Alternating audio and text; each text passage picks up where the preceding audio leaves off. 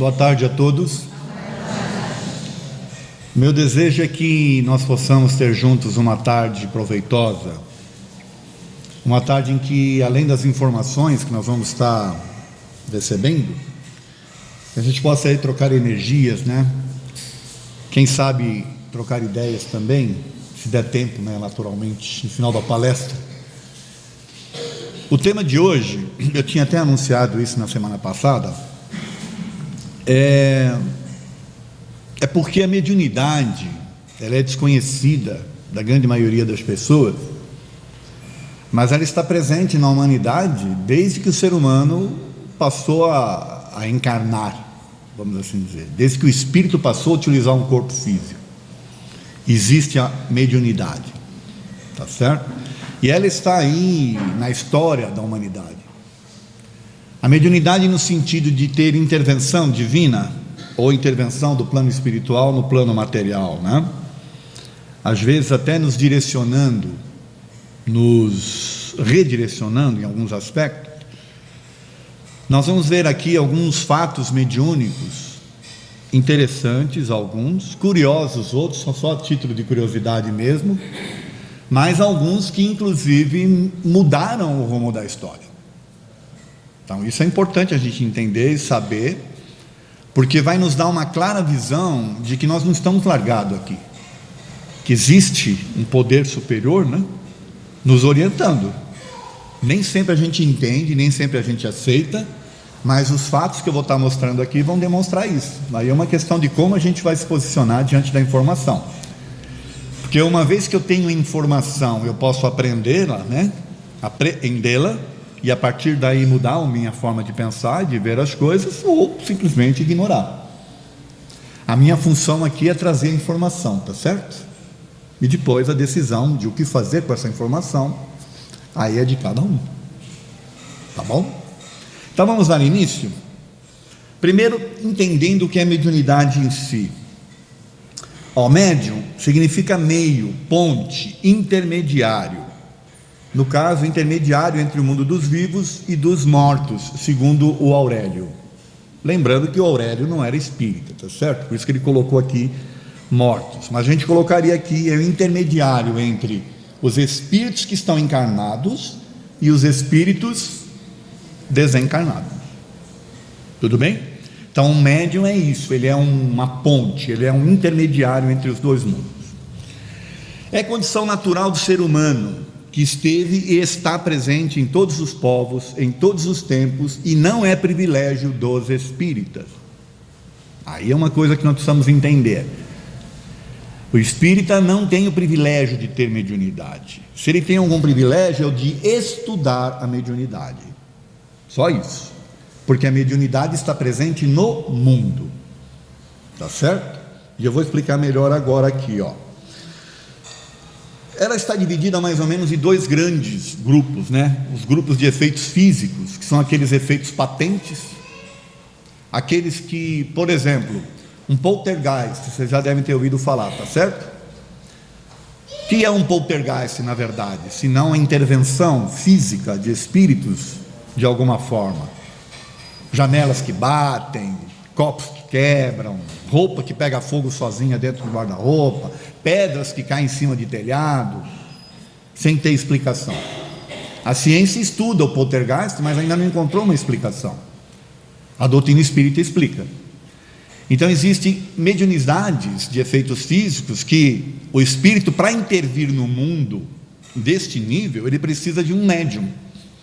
Ele precisa de alguém que ceda a energia física, a energia animal, vamos assim dizer, para que ele, manipulando essa energia, possa intervir nos objetos físicos. Isso não quer dizer que o médium que está cedendo essa energia saiba que é médium. Então é natural, por exemplo, que em casas que tem um poltergeist, e aqui não vou generalizar, mas é natural que haja a presença de um adolescente, por exemplo. Porque o adolescente está num processo de franca produção de energia hormonal, né? Está naquela produção. Não quer dizer que seja médium, mas está produzindo energia em excesso, né? E os espíritos utilizam dessa energia para intervir de alguma forma no mundo físico. Então, A outra são os efeitos intelectivos, né? Às vezes, uma influência física tem uma influência intelectiva também, porque tem uma inteligência por trás. Quando o Allan Kardec foi chamado para conhecer as mesas girantes, né, lá na França, as mesas respondiam perguntas. Era um efeito físico sobre a mesa que respondia questões. Tá certo? Ora, uma mesa não tem inteligência. A inteligência está no ser ou na condição de alguém que está movimentando aquela mesa. Tá certo? Mas existem os efeitos intelectivos que a gente chama aqui, que são o que todos nós temos, que é a intuição, por exemplo, ou a inspiração. Nesse sentido, todos nós somos médiuns. Todos nós temos a capacidade de ser intuídos pelos espíritos. Senão, nós não teríamos os nossos mentores, por exemplo, ou, se quiserem chamar de anjo da guarda, né? Eles não teriam acesso a nós, se nós não tivéssemos essa condição de receber a influência dos espíritos através da intuição. Nesse sentido, então, todos nós temos, tá certo? Uns percebem, outros não.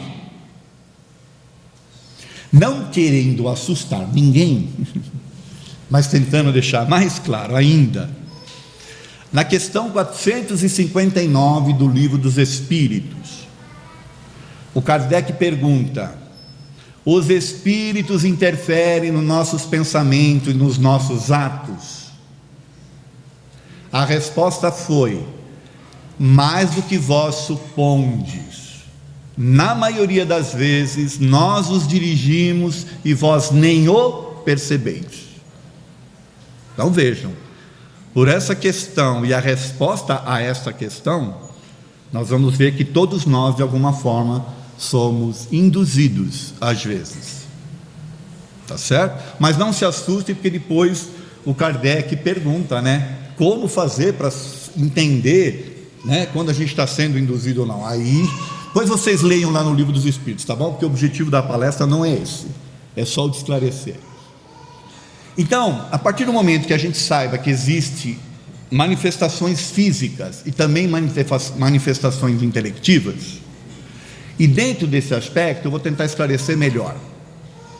Se, por exemplo, um espírito se materializar aqui diante de nós, aqui no palco, metade vai embora correndo, que eu sei, tá certo?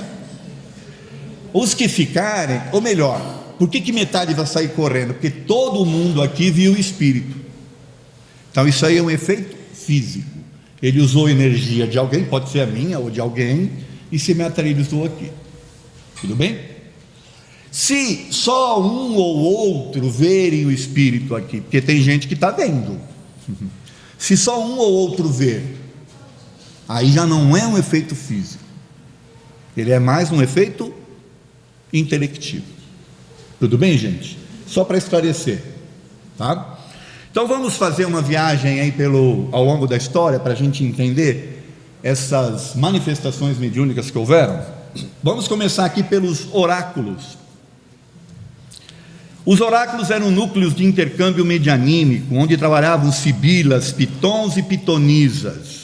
Estavam presentes na maioria das civilizações antigas, dentre elas a chinesa, a suméria, a celta, a babilônica, a egípcia, romana e grega. Por acaso este oráculo que está aí, acho que é o oráculo de Delfos, que fica lá na Grécia, tá?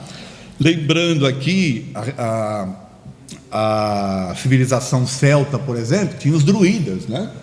Onde o Allan Kardec foi um druida, tá certo? Então eles faziam nesses oráculos o intercâmbio. Sibila, pitonista, piton, nada mais era do que os médiuns, que eram preparados para fazer esse intercâmbio, tá certo? O que acontecia nessa época aqui, ó? Pessoas de todas as classes sociais, inclusive autoridades públicas, visitavam esses lugares recebendo orientações das mais diversas. Pessoas não faziam nada sem antes consultar os deuses ou consultar os oráculos, né? É mais ou menos uma tradição que a gente trouxe dessa época aí, gente, é consultar o horóscopo antes de sair de casa. Hoje pouca gente faz isso, mas teve uma época que se fazia demais, tá certo? Então era hábito daquele pessoal nessa época. Grandes decisões eram tomadas baseado nas consultas que eram feitas lá nos oráculos. E quem fazia o intermédio nada mais era do que os médiuns da época. Tá bom? Sócrates. O Sócrates está aqui, gente, porque vou explicar aqui, ó. Sócrates, sendo considerado por muitos o precursor do cristianismo, era constantemente orientado pelo seu guia espiritual. Então ele não tinha dúvida nenhuma em falar que ele tinha um guia espiritual. Tá certo? Olha essa frase dele aqui, ó. Desde a minha infância, graças ao favor celeste, eu sou seguido por um ser quase divino, cuja voz me impele a esta ou aquela ação. Lembram da questão 459 do Livro dos Espíritos que eu falei aqui? A maioria de nós não percebe que está sendo, de alguma forma, intuído, né? Sócrates tinha consciência disso. Tá certo? Bom, a Bíblia. Tem gente que não gosta quando eu ponho aqui, mas o que é a Bíblia, gente? É um livro escrito por alguém? Ou é um livro escrito por várias pessoas que receberam, né? É um livro considerado sagrado, mas na verdade ele é um livro todo ele recebido através da mediunidade. Gostem ou não. Gostem ou não. A Bíblia é considerada por muitos um livro sagrado, é um dos maiores repositórios de efeitos mediúnicos da antiguidade, tais como visões, sonhos, consultas, aparições, efeitos físicos diversos, etc. Sonhos, então, é o que mais tem. O que é o sonho, senão o desdobramento do espírito? Né? O espírito dorme, o corpo físico dorme e o espírito se desdobra, aí ele vai no plano espiritual, recebe informações e traz de volta. Quantos de nós não toma decisões logo de manhã e fala, puxa, vou fazer isso? Por quê? Decidiu à noite, enquanto estava desprendido, enquanto o espírito teve uma visão mais ampla das coisas. Bom, eu separei aqui, ó, no Velho Testamento, algumas mensagens aqui que dão indícios, né, de manifestações mediúnicas lá no Velho Testamento. Tem 22 aqui, ó. Tá? Não vamos ver todos não, nós vamos ver hoje esse aqui, Jó 4, 13 a 16 e 1 Samuel 9, de 9 a 12, tá bom? Só para a gente ver se não tem indícios aí de manifestação mediúnica, tá? Vamos começar aqui com Jó. Entre pensamentos nascidos de visões noturnas, quando cai sobre os homens o sono profundo, sobrevieram-me o espanto e o tremor, que fizeram estremecer todos os meus ossos. Parece que ele teve um arrepio ali, né? Bom. Então um espírito passou por diante de mim, arrepiaram-se os cabelos do meu corpo, parou ele, mas não pude discernir a sua aparência. Um vulto estava diante dos meus olhos, houve silêncio, então ouvi uma voz que dizia. Estão curiosos para saber o que a voz dizia? Aqui não é objetivo, sabe por quê? Porque todo mundo se preocupa com o que a voz dizia. O que nós temos que nos preocupar aqui é o que aconteceu com o Jó. Ele estava lá, quase anoitecendo, na parte noturna. De repente ele se arrepiou, viu o espírito passar diante dele. O espírito parou e falou com ele. Eu pergunto para vocês, o que é isso? É devaneio? Ou é uma manifestação mediúnica? Eu vou deixar vocês curiosos para depois ler lá o que aconteceu, tá bom? Samuel, antigamente, olha gente, isso aqui é interessante, tá? Vamos ver, ó. Antigamente em Israel, indo alguém consultar a Deus, dizia assim: vinde, vamos ao vidente, porque ao profeta de hoje, outrora se chamava vidente. Então veja, a prova de que as pessoas consultavam nos profetas, ou nos videntes, ou nos pitonisas, pitons. Então disse Saul ao moço: dizes bem, vem, pois vamos. E foram-se à cidade onde estava o homem de Deus. Também era conhecido como homem de Deus, esses que tinham a capacidade aí, os médiuns da época, vai. Quando eles iam subindo a cidade, encontraram umas moças que saíam para tirar água e perguntaram-lhes: está aqui o vidente? Ao que elas lhes responderam: sim, eis aí o tens diante de ti, apressa-te, porque hoje veio a cidade, porquanto o povo tem hoje sacrifício no alto. Então eles faziam festança, eles faziam sacrifício, quando tinha essas oportunidades de sessões mediúnicas, vamos assim dizer, tá bom? Aí eu separei também, agora, no Novo Testamento, tá? Também tem umas 22 ali. Hoje nós vamos ver aqui 1 João e Atos 16, tá bom? Eu quero que vocês prestem bastante atenção neste 1 João. É uma coisa muito simples, mas que vai dar para nós uma ideia do que acontecia na época, tá bom? Então vamos ver. Amados, não creais a todo espírito, mas provai se os espíritos vêm de Deus, porque muitos falsos profetas têm saído pelo mundo. Gente, por que é que o João iria aconselhar isso? Já pensaram? Param para pensar. Por que ele aconselharia para as pessoas terem cuidado com os falsos profetas, com os espíritos, provar se o espírito realmente vinha de Deus ou não? Porque acontecia a todo tempo, e também naquela época já tinha gente enganando. Não sei se faziam amarração para o amor naquela época, entendeu? Mas acho que como não tinha poste, eles não tinham como divulgar, entende? Mas quem sabe, Agora vejo esse aqui de Atos. Aqui é outra coisa interessante, ó. Ora, aconteceu que quando íamos ao lugar de oração, nos veio ao encontro uma jovem que tinha um espírito adivinhador, e que adivinhando dava grande lucro a seus senhores.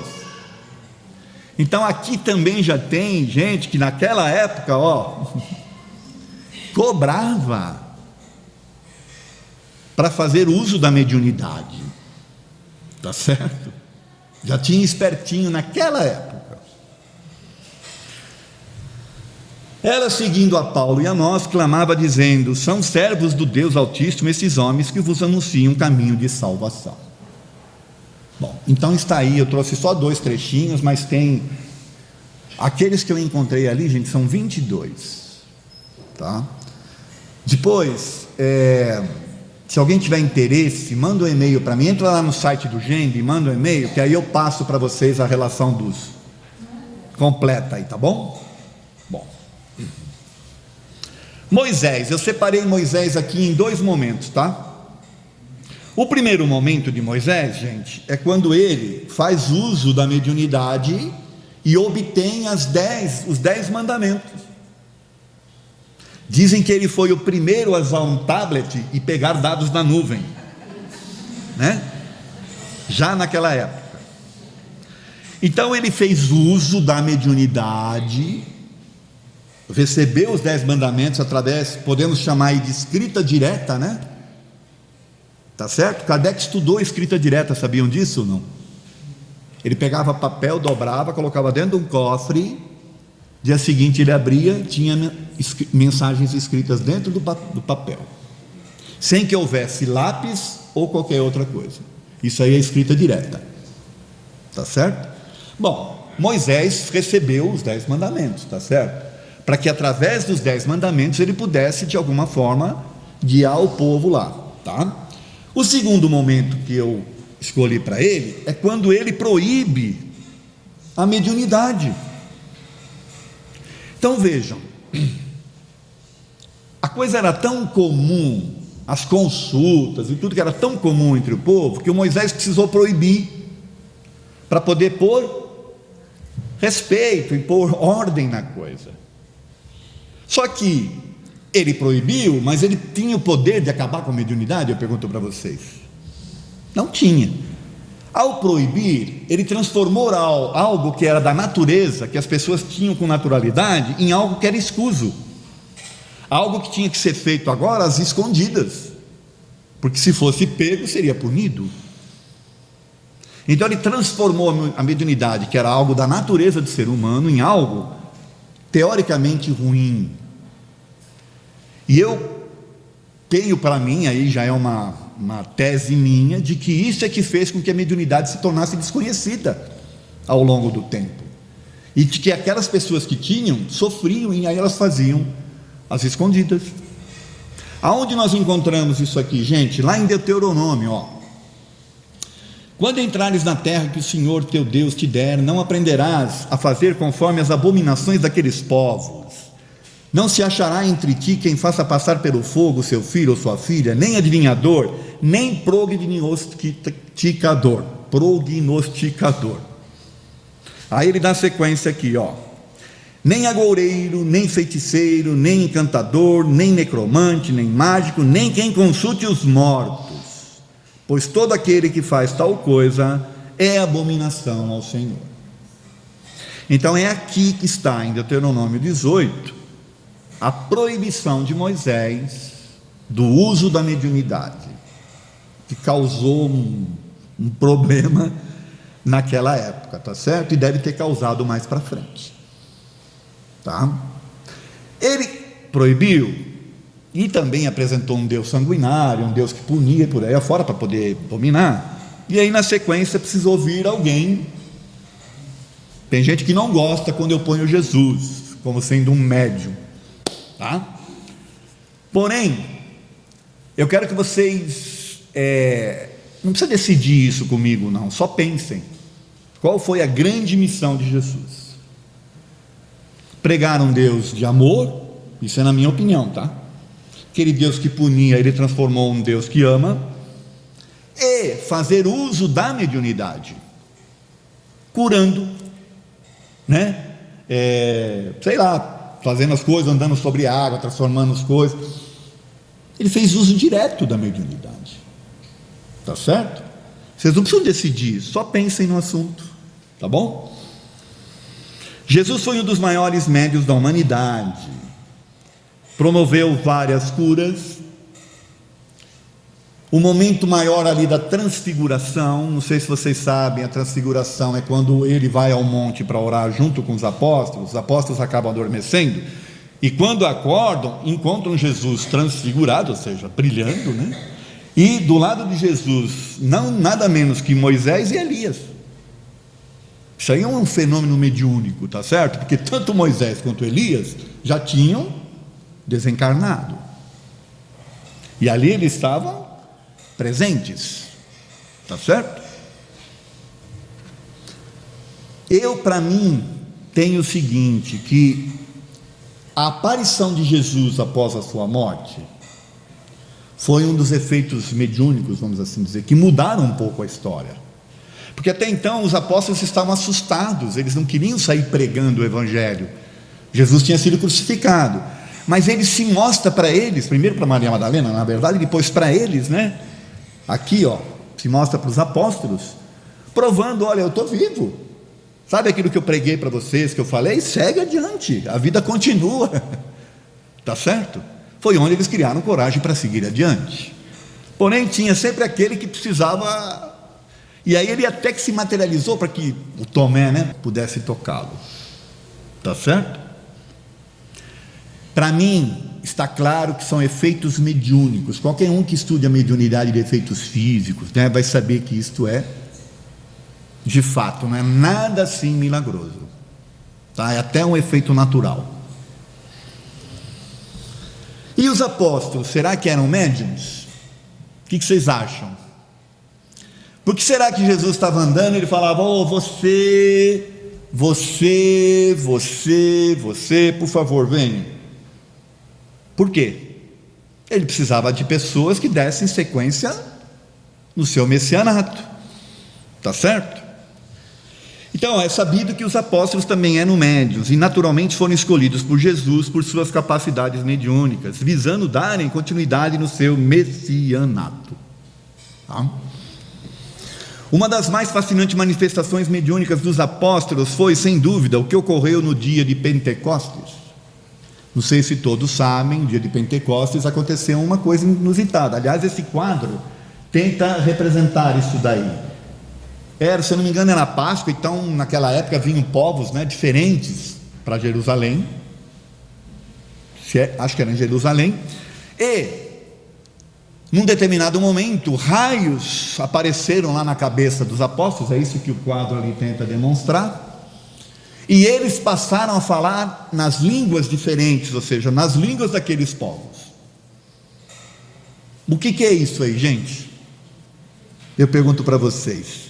Uma pessoa que não sabe falar uma língua, começa a falar uma língua diferente, depois que um clarão, né, cai sobre a cabeça dele ali.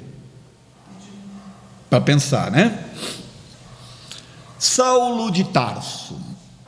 Vocês conhecem a história do Paulo de Tarso, certo? Que na verdade era Saulo, né? Eu diria que este aqui foi um efeito mediúnico que também mudou a história. Vamos lembrar, o Saulo, ele era perseguidor feroz dos cristãos. Ele tinha disparado ali perseguições, ele tinha mandado apedrejar, né, o Estevão que morreu, ele tinha, né, estava torturando os cristãos, porque ele odiava os cristãos, tá certo? Conseguiu autorização do Sinédrio para startar lá, né, em Damasco, também uma perseguição aos cristãos, saiu com uma comitiva para fazer isso, tá certo?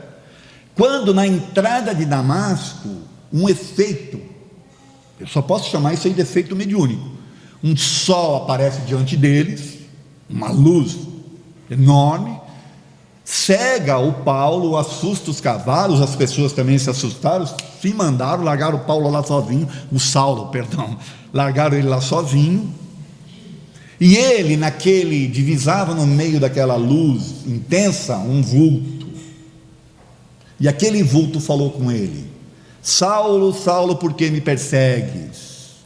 Quem sois vós?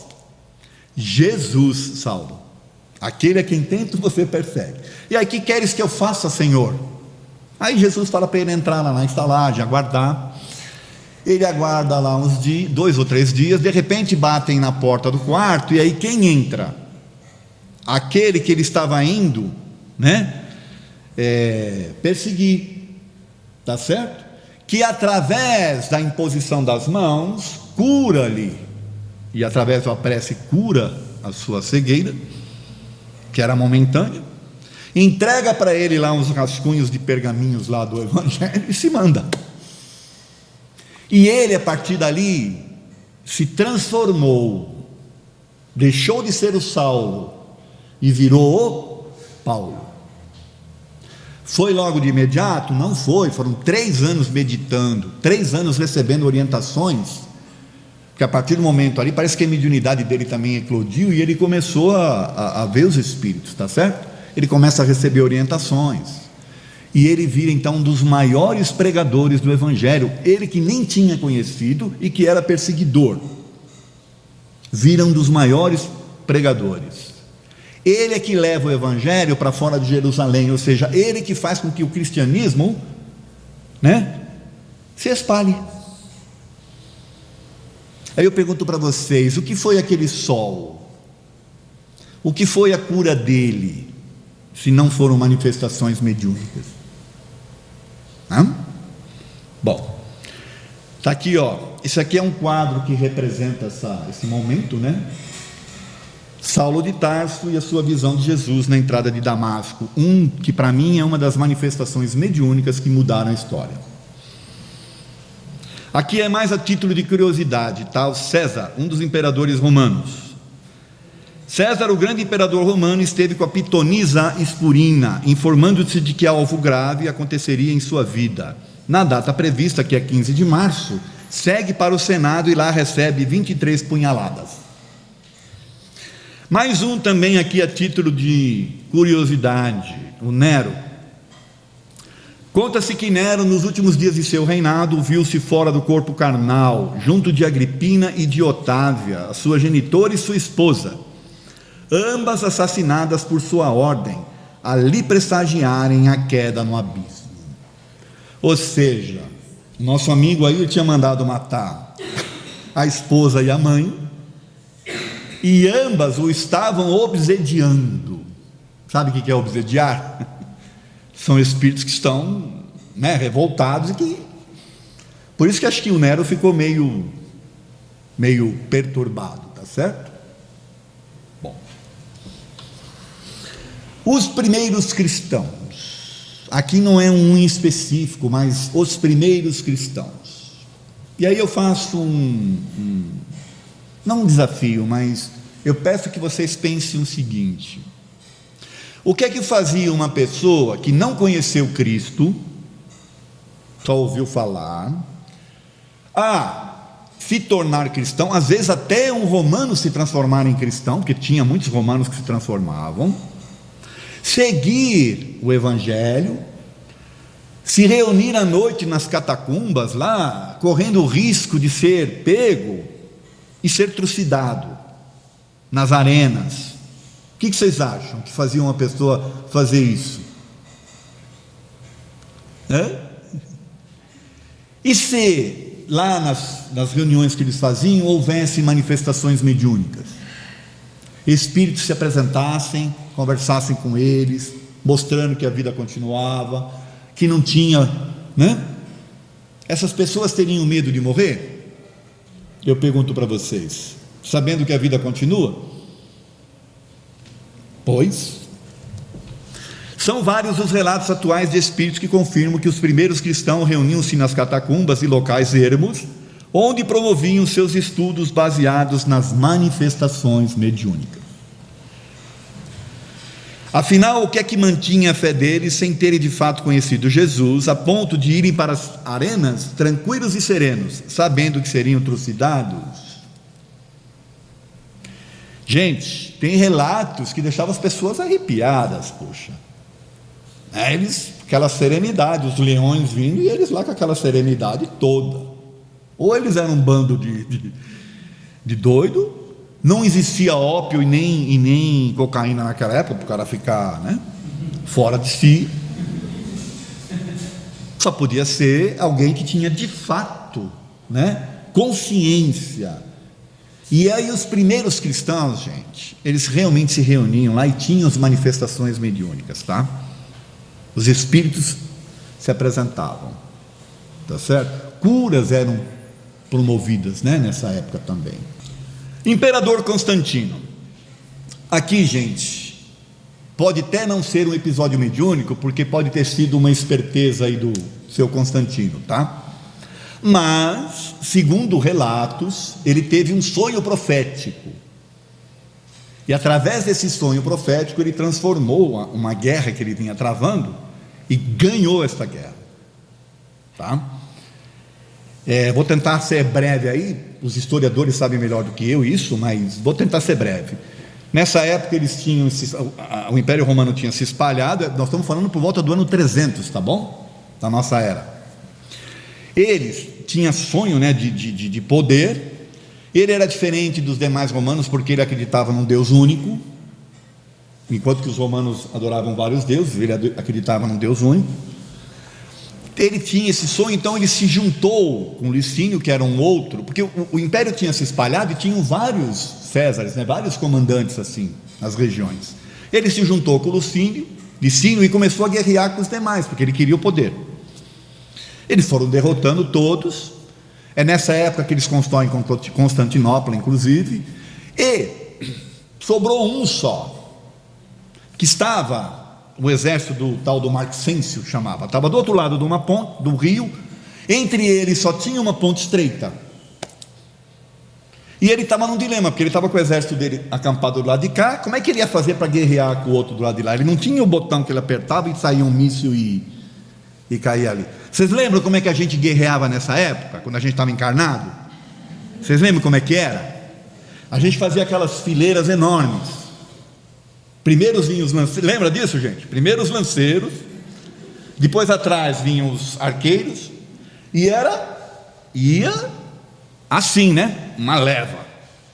Ora, não dava para atravessar o rio, tinha que passar pela ponte. Se você afunila o exército, o que ia acabar acontecendo? Iam sendo atrocidades. Então ele, acampado de lá de cá, de madrugada ele tem um sonho, que ele chama de sonho profético. Ele vê um ancião, um senhor assim de branco, atrás desse senhor o símbolo da cruz, e este senhor fala para ele: olha, com este símbolo vencerás.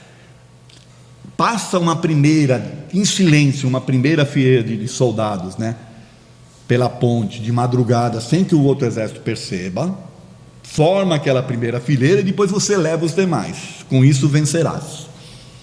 Aí ele acordou, propôs isso para o pessoal, fizeram isso e conseguiram derrotar lá o nosso amigo, lá o Maxêncio. Dividiram o império. Depois ele também mandou matar o Licínio para ficar sozinho. Interessante que no ano de 313 os dois juntos publicam um documento chamado Édito de Milão, dando liberdade de culto aos cristãos. Então, a partir daí os cristãos passam a ter liberdade de culto. E mais para frente, em 325, ele transforma a religião cristã na religião oficial do Estado romano. É onde o cristianismo começa a ganhar corpos estranhos, vamos assim dizer. Lembra aquele pessoal que se reunia às escondidas para estudar? Agora começaram a ganhar os templos, começaram a ganhar santos, começaram a ganhar um monte de coisa que não tinha nada a ver com o cristianismo. Tá certo? Está aí a história do Constantino. Se é de fato uma manifestação mediúnica, eu não sei, mas que mexeu com a história, com certeza mexeu. Então está aqui, ó, o imperador Constantino e o seu sonho profético, habilmente discursou às tropas dizendo que tiveram um sonho onde aparecia uma grande cruz no céu, seguida da frase: com este signo vencerás. Vejam, naquela época, gente, a pessoa falava: eu tive um sonho profético. Todo mundo acreditava, porque era comum. A prova está aí. Francisco Bernardoni, todos conhecem? Francisco Bernardoni, da cidade de Assis, na Itália, que ao ser ferido em batalha, teve vários momentos de devaneios e visões do plano espiritual. Ele era um jovem, né, comerciante, rico, em batalha ficou ferido e ele começou a ter esses devaneios. Sabe o que acontece quando as pessoas estão meio debilitadas? Nos hospitais, por exemplo, ou mesmo em casa. Sabe o que significa estar debilitado? É estar mais em condições de perceber o plano espiritual do que a gente imagina. Entendem? Foi o que aconteceu com Francisco Bernardoni. E aí ele se transformou em Francisco de Assis, a partir desses devaneios. Largou tudo que tinha. Aliás, saiu peladão, né? É isso? Tanto que puseram um pano nele lá. E eu acho a história dele é uma história muito bonita. Joana d'Arc. Esta de fato mudou a história. Tá bom? Vamos entender o que era Joana d'Arc? Joana d'Arc é a camponesa que ouvia vozes e via os espíritos, alegando que as vozes vinham de Deus. Então, olha que interessante, a França tinha sido invadida pela Inglaterra. Ela, uma menina de 17 anos de idade, camponesa, ignorante, porque naquela época as mulheres não podiam nem estudar, a mulher era feita para cuidar do lar, e não se dava atenção para a mulher, tá certo? Mas ela começou a ver vozes, e ver os espíritos, e ouvir aquelas vozes, e aquilo foi se espalhando, ganhou uma notoriedade tão grande que o rei lá acabou usando esta situação para reverter o que tinha acontecido com a França, tá certo? Sabe o que acabou acontecendo com essa menina de 17 anos que ouvia vozes e via os espíritos? Transformou-se em general do exército francês, comandando a libertação da França do jugo dos ingleses. É pouco ou não? Gente, manifestação mediúnica que fez com que o povo todo acreditasse. Aquilo ganhou sei lá, um glamour, uma convulsão geral, que foi usada inclusive, e ela comandou sem ter conhecimento nenhum, comandou o exército e libertou a França. Meu Deus, é ou não é um fato mediúnico que mudou com a história, né? Atualmente ela é uma das heroínas francesas e foi recentemente canonizada pela igreja. Demorou para a igreja canonizá-la, mas foi. Tá certo? Para conhecer mais sobre Joana d'Arc, leia o livro Joana d'Arc, de Léon Denis. Léon Denis é um francês e ele conta neste livro não só a história da Joana d'Arc, mas como os episódios mediúnicos também. Tá certo? Isabel de Aragão, aqui também é curiosidade, mas é interessante. Isso aí é um daqueles quadros, daqueles, como é que chama, aqueles azulejos portugueses, né? Isabel Aragão, rainha de Portugal, que era médium de efeitos físicos, curas e materializações. Há uma lenda lá em Portugal sobre a Isabel de Aragão, tá? Ela era rainha, mas ela tinha mediunidade, então ela saía e ela atendia o público, o povo, ela curava, né? Além de curar, ela também transformava as coisas, tinha efeitos físicos.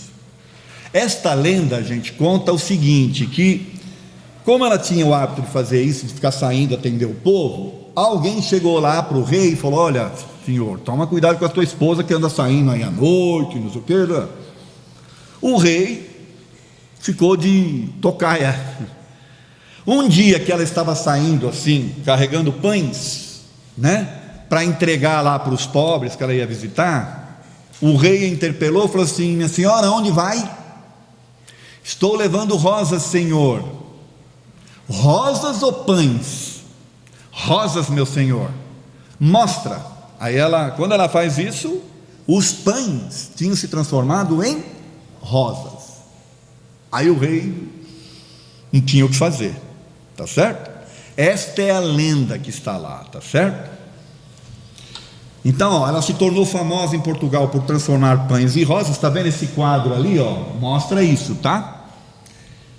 E os seus ditos milagres possibilitaram a sua canonização, tornando-a conhecida como Santa Isabel de Aragão. Está ela lá com as rosas. É possível saber um pouco mais sobre a história e a mediunidade de Isabel de Aragão através do livro Isabel de Aragão, a Rainha Médium. Tá bom? Os santos católicos. Santos católicos, por que será que eles viraram santos? Se é uma pessoa comum, ela vai virar santo? Ela tinha que ter feito algum milagre, vocês concordam? Alguma coisa inusitada. A Joana d'Arc, por exemplo, virou santa porque ela via e ouvia as vozes, tá certo? A Isabel de Aragão, porque transformava pão em rosas e porque curava as pessoas. Então, dentro da igreja católica, muitos, né, desses que fizeram esses prodígios se transformaram em santos, tá certo? Ó, na existência dos santos da igreja católica encontram-se as mais notáveis testemunhas espirituais da ação inteligente do mundo invisível junto aos seres terrenos. Na realidade, os santos, à semelhança dos chamados médiuns espíritas, sempre serviram de intermediários entre as forças auxiliadoras da esfera extrafísica e as necessidades humanas. Para conhecer mais sobre o assunto, veja um livro Mediunidade dos Santos, de Clóvis Tavares. Então, este livro aqui, ele explora um monte de santos e que tipo de mediunidade esses santos tinham. Tá bom? Eu trouxe aqui, ó, 3 exemplos. Santa Brígida, vidente e psicógrafa, comunicou-se com os espíritos de São João Evangelista, trazia mensagens dos desencarnados para os seus familiares. Ela era a Chica Xavier da época,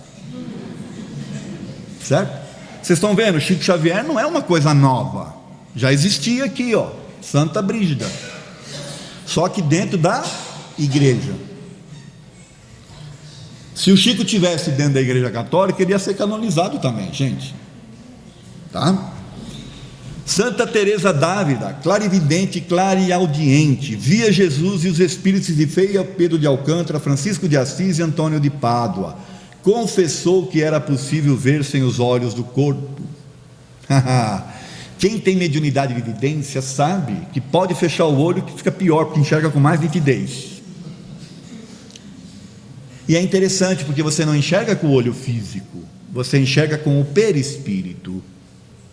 Então, quando você fecha o olho físico, você se distrai, perde a distração do mundo e fica mais nítido a vidência, porque você está vendo o outro plano. E ela tinha isso aqui. São Pedro de Alcântara, médio de fenômenos de efeitos físicos, levitação, êxtase, desdobramento, bilocação e transfiguração. Olha quanta coisa que esse médium tinha. Catarina da Rússia também é só curiosidade, tá bom? Mas vamos lá. Catarina da Rússia é chamada às pressas para ver o seu sócia fantasma, ou seja, uma entidade materializada que se demorava no trono da rainha, sendo cercada pela guarda do palácio. Alvejado por 2 tiros de fuzil, desfez-se, sem deixar sinal de sua presença. A Catarina, ela era a rainha, os guardas foram chamar ela lá nos aposentos, diziam que tinha uma outra rainha sentada lá no trono, certo? Aí ela veio, os guardas atiraram e simplesmente aquela rainha que estava lá no trono se desfez, tá? Manifestação mediúnica. A Rainha Vitória, soberana que mais tempo permaneceu no poder inglês, passou 30 anos mantendo diálogos com seu ex-esposo Alberto, através do médium John Brown. As grandes decisões do seu governo tiveram a participação direta do espírito. Isso aqui é a história lá da Inglaterra. Consta que a Rainha Vitória se consultava com o John Brown lá, e o John Brown recebia, notificações ou informações do príncipe Alberto, que era o ex-marido dela, mais de 30 anos. Bom, Cristóvão Colombo, olha que interessante. Cristóvão Colombo era guiado por um gênio invisível, sendo por causa disso taxado de visionário. Contudo, nos momentos de maiores dificuldades, escutava uma voz desconhecida que o estimulava a continuar.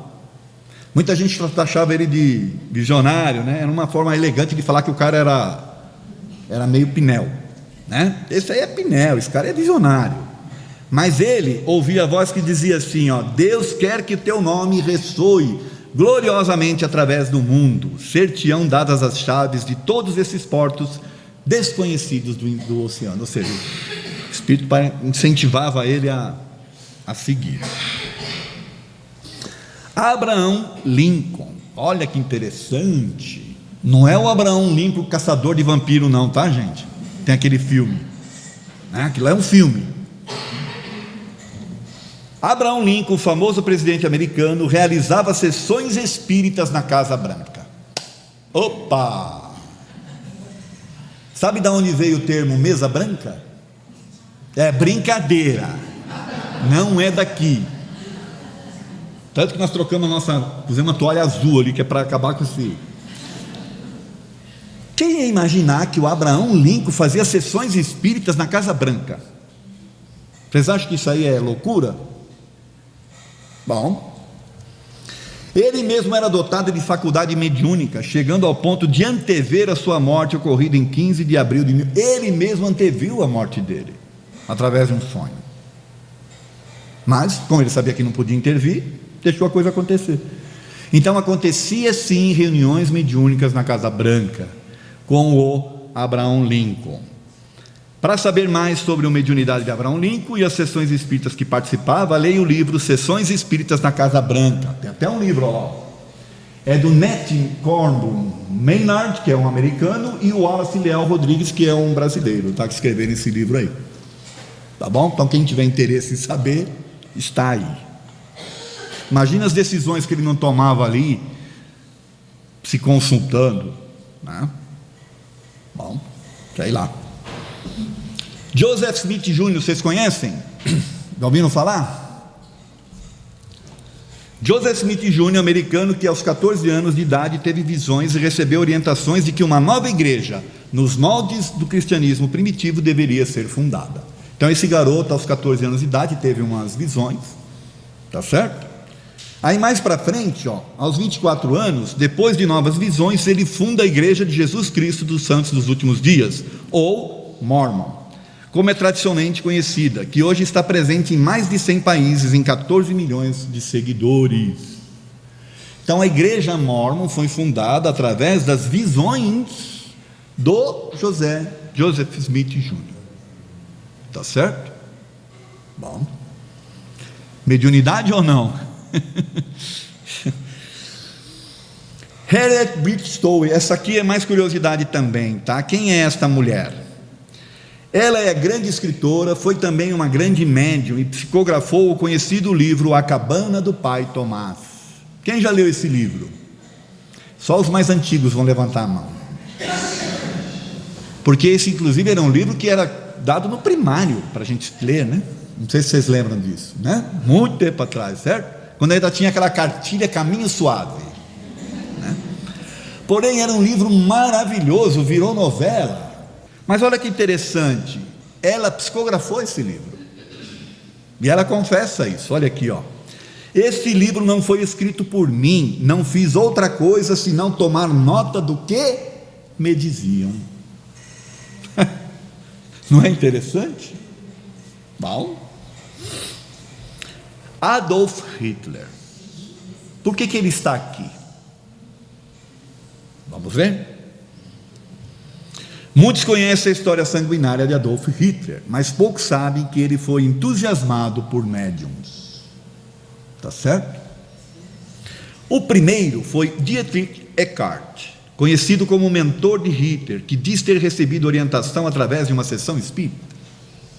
Então o Eckart participava de uma reunião mediúnica espírita nas casas lá de umas pessoas, e ali nessas sessões eles receberam dizendo que ia vir uma pessoa, que ia ser o enviado, que ia aquilo, que aquilo outro, missionário, blá, blá, blá, blá, blá. Quando esse senhor viu Hitler pregando lá ele, opa, é esse aí. Levou o Hitler para essas sessões, e ali começou essa coisa toda dele se achar o messião, a messiânica, aquela coisa toda. O segundo, depois que o Eckart morreu, foi esse senhor aí, Hanussen, que após Hitler subir ao poder, foi o seu conselheiro espiritual. Então esse nosso amigo aqui, muitas das coisas que foram inspiradas lá ao Hitler, foi o nosso amigo aqui, tá certo? Depois dizem que o próprio Hitler mandou matar ele, porque descobriu que ele era judeu. Bom, coisas da história. O que eu estou contando para vocês, vocês vão encontrar nesse documentário aqui, Decifrando o Passado, os Médiuns de Hitler, Profecias de Hitler. Tá bom? Então não é uma coisa que eu estou, vamos dizer, inventando, está aqui neste documentário, tá bom? Maomé. Por que o Maomé está aqui? Porque também mudou a história. Ele conseguiu reunir as várias tribos árabes que tinham as suas diferentes, todas elas no Islã, num único. E adivinha de que forma que isso foi feito? Ele era um pastor de cabras,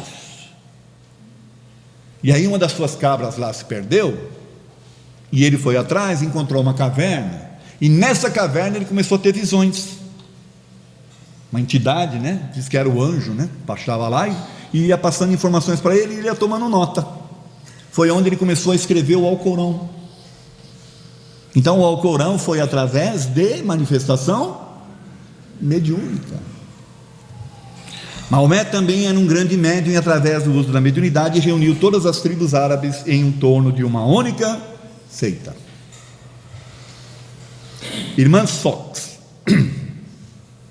As irmãs Fox, é interessante porque em março de 1858, lá numa cidadezinha de Idlesville, nos Estados Unidos, foram as que propiciaram o que se chama de manifestação mediúnica da era moderna, e de intercâmbio e de contato efetivo com os espíritos. Foram as primeiras notícias de conversas com os espíritos, através de pancadas. né? Não assim no púlpito, na parede. Elas criaram um método de conversar com a entidade. Isso se espalhou no mundo inteiro, foi noticiado inclusive aqui no Brasil, nessa época aí, tá? No jornal O Cearense, olha, já foi noticiado isso daí. Ó, as primeiras comunicações estabelecidas com espíritos através da tipologia. Tipologia é a linguagem através das pancadas, tá? Aliás, a ideia do telégrafo talvez surgiu disso daí, né? Uma pancada assim, duas pancadas não, e assim por diante. Irmãs Fox, a casa onde viveu e onde se deu o início das manifestações espíritas na era moderna. Então essa casa aí é uma foto da casa da época. Arthur Conan Doyle, vocês conhecem? Alguém sabe quem é? Não sabe quem é? Levanta a mão só para mim ter uma ideia. Ah, então agora vocês vão ficar admirados, tá? Escritor conhecido no mundo todo, foi o criador de um dos mais famosos personagens policiais de todos os tempos, o detetive Sherlock Holmes.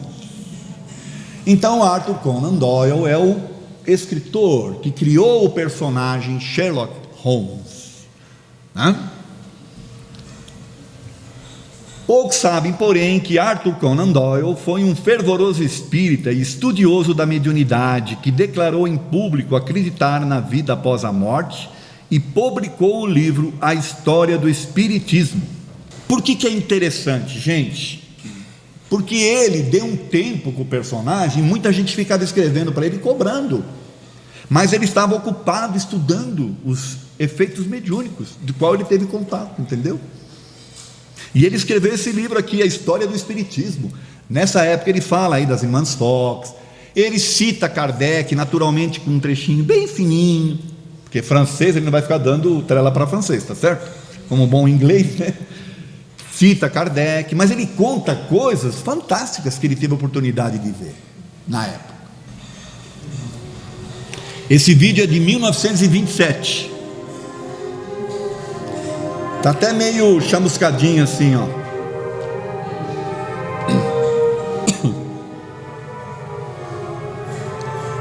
Arthur Conan Doyle é mundialmente famoso por suas histórias de Sherlock Holmes. Dedicou seus últimos anos, os 40 anos, ao estudo espírita e é um dos principais defensores da existência de vida espiritual e da comunicação com o além. Isso é o que está escrito aí nessa primeira. Agora ele vai entrar aqui, ó. Olha, good old boy then.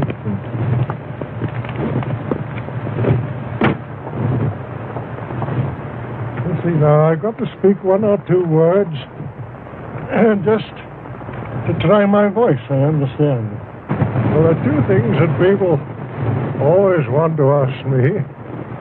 Well, one of them is how I ever came to write the Sherlock Holmes stories, and the other is about how I came to have psychic experiences and to take so much interest in that question.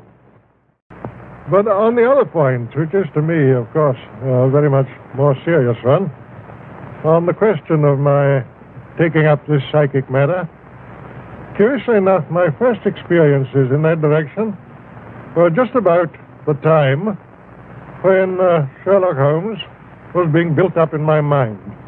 That would be about the year 1886 and 1887.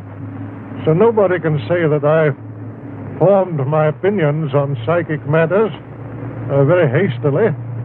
It's just 41 years now since I wrote a signed article upon the subject, which appeared in a magazine called Light, so that I put myself on record.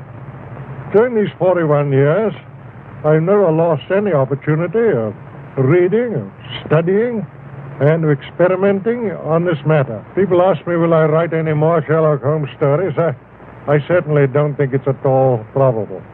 But as I grow older, the psychic subject always grows in intensity, and one becomes more earnest upon it, and I should think that my few remaining years will probably be devoted much more in that direction than in the direction of literature. Nonetheless, of course, I haven't abandoned writing. One has to earn one's living, but my principal thoughts are that I should extend, if I can, that knowledge which I have on psychic matters and spread it as far as I can to those who have been less fortunate. But don't for one moment suppose that I'm taking it upon myself to say that I am the inventor of spiritualism, or that I am even the principal exponent of it. There are many great mediums, many great psychical researchers, investigators of all sorts. All that I can do is to be a gramophone on the subject, to go about, to meet people face to face, to try and make them understand that this thing is not the foolish thing which is so often represented, but that it really is a great philosophy, and, as I think, the basis of all religious improvement in the future of the human race. I suppose I've said with more mediums, good and bad and indifferent, than perhaps any living being. Anyhow, a larger variety, because I've traveled so much all over the world, and wherever I've gone, either in Australia, America, or South Africa, the best that there was to be had in that direction was put at my disposal. Therefore, when people come along and contradict me, who have had no experience at all, read little, and perhaps never been to a seance, you can imagine that I don't take their opposition very seriously. When I talk on this subject, I'm not talking about what I believe. I'm not talking about what I think. I'm talking about what I know. There's an enormous difference, believe me, between believing a thing and knowing a thing. I'm talking about things that I've handled, that I've seen, that I've heard with my own ears, and always, mind you, in the presence of witnesses. I never risk hallucination. I usually, in most of my experiments, have had 6, 8, or 10 witnesses, all of whom have seen and heard the same things that I have done. Gradually, I became more and more convinced on the matter as I studied year in, year out, but it was only in the time of the war, when all these splendid young fellows were disappearing from our view, and the whole world was saying, well, what's become of them? Where are they? What are they doing now? Have they dissipated into nothing? Or are they still the grand fellows that we used to know? It was only at that time that I realized the overpowering importance to the human race of knowing more about this matter. Then it was that I flung myself more earnestly into it, and that I felt the highest purpose that I could possibly devote the remainder of my life to was trying to bring across to other people something of that knowledge and assurance which I had acquired myself. Certainly the results have justified me. I'm quite sure I could fill a room of my house with the letters that I have received from people telling me of the consolation which my writings on this subject and my lectures on this subject have given to them. How they have once more heard the sound of a vanished voice and felt the touch of the vanished hand.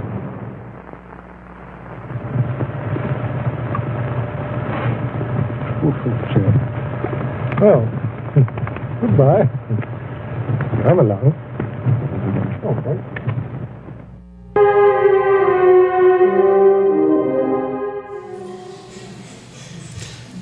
Eu só queria... Por que eu fiz questão de trazer ele aí? Porque ele é uma pessoa conhecido mundialmente, que ganhava em cima de um personagem. Ele deu um tempo com o personagem dele para se dedicar a escrever e falar sobre o espiritismo. Ele fala ali que quantas pessoas ele ajudou, quantas pessoas escreveram para ele agradecendo, tá certo? E eu vou encerrar então a palestra, gente, falando aqui do Allan Kardec, só para a gente contextualizar, para entender o que o Kardec fez, tá certo? E a gente vai encerrar. Primeiro, o nome dele é Hippolyte Léon Denisard Rivail, pseudônimo Allan Kardec, quando ele foi um druida celta, tá certo? Bom, por que ele colocou o pseudônimo de Allan Kardec nos seus livros? Para não influenciar o público, né, com o seu. E porque também os livros não eram dele, eram informações vindas dos espíritos, tá certo? Em 1850, ele começou a estudar o magnetismo. Ele nasceu em 1804, tá bom? E em 1850 ele começa a estudar o magnetismo, que na época foi trazido através do Anton Mesmer. O estudo do magnetismo, da hipnose e por aí afora, tá certo? Em 1854, com 50 anos de idade, ele conhece as mesas girantes e é atraído para estudar o assunto, tá certo? Aí, 3 anos depois, ele publica o Livro dos Espíritos, em 1857, na sua primeira versão. A primeira versão era uma versão mais enxuta, daquilo do diálogo que ele teve com os espíritos, tá certo? Questões que ele fez e respostas que ele obteve. Em 1858, depois que ele lançou o livro, ele fundou a Sociedade Parisiense de Estudos Espíritas e a Revista Espírita, que era um jornalzinho mensal. Aí ele passa a receber, né, informações do mundo inteiro, de médiuns espalhados, porque quando alguém se dispõe a falar do assunto, esse assunto tende a, né, ganhar, e alguém de confiança. Então aí ele começou a estudar, e a Revista Espírita, gente, é um repositório de informações que vai desde 1858, se não me engano, até 1869, então é muita informação que tem lá. Tá certo? Aí em 1860 ele lança o Livro dos Espíritos na sua segunda edição, e agora ampliada, com base naquilo que ele recebeu de diferentes médiuns espalhados. Tá certo? Então ele ampliou, e é a versão que nós temos até hoje, tá? Essa ampliada. Em 1861 ele lança o Livro dos Médiuns, explicando. Se no Livro dos Espíritos, os Espíritos falam que eles podem intervir na matéria, que eles podem se comunicar, no Livro dos Médiuns ele explica como isso é possível. Tá certo? Na sequência, 1864, o Evangelho segundo o Espiritismo, trazendo um cunho, né, da visão espírita sobre Jesus, sobre as suas mensagens.